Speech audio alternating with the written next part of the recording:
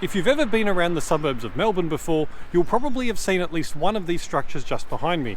These are pedestrian overpass bridges built during the 1960s and 70s, and they have an interesting backstory.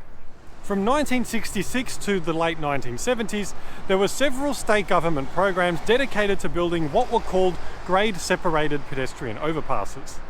To save time and money, the Country Roads Board, or CRB, developed a standard design for these pedestrian bridges, using pre-stressed and precast concrete. That's why it's pretty easy to spot which bridges were built under this program. For example, this one behind me is on Boundary Road at Mark Street in North Melbourne. Here's another example on Johnson Street in Abbotsford, near the bridge over the Yarra River. These programs were split into three different streams. The first was called Restoration of Access Across Freeways. As we've talked about before on this channel, the 1960s to 1980s were the height of freeway and road construction across Melbourne and Victoria. Many of these freeways and roads cut through existing areas and severed connections in local communities. This restoration program was meant to construct bridges that would provide some kind of link between the suburbs after the freeways were built and cut them off from each other. One example of this is the Sky Road Bridge over the Frankston Freeway.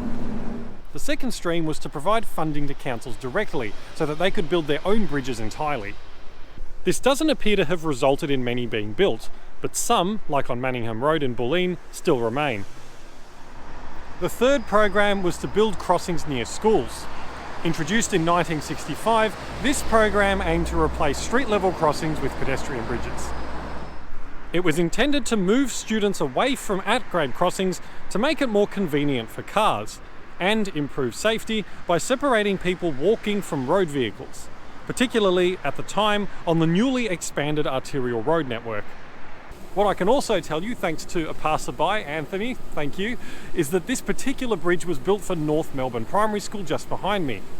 While the school is no longer operating, as you can see, one of its buildings is still here in what is today an industrial park. New bridges near schools were constructed using a cost-sharing arrangement. This was where the state government, Country Roads Board and councils would share the cost of design and construction, with each authority paying 1/3. A formula used by the Traffic Commission was then used to determine priority locations, including traffic volumes, the number of children crossing the road, and the age of children. Many tens of tunnels and overpass bridges under this stream were approved, but only some ended up being constructed. For example, in 1971 to 72, 18 were approved for construction, but only 3 were built due to funding being reallocated to new freeway construction in this and the following financial year.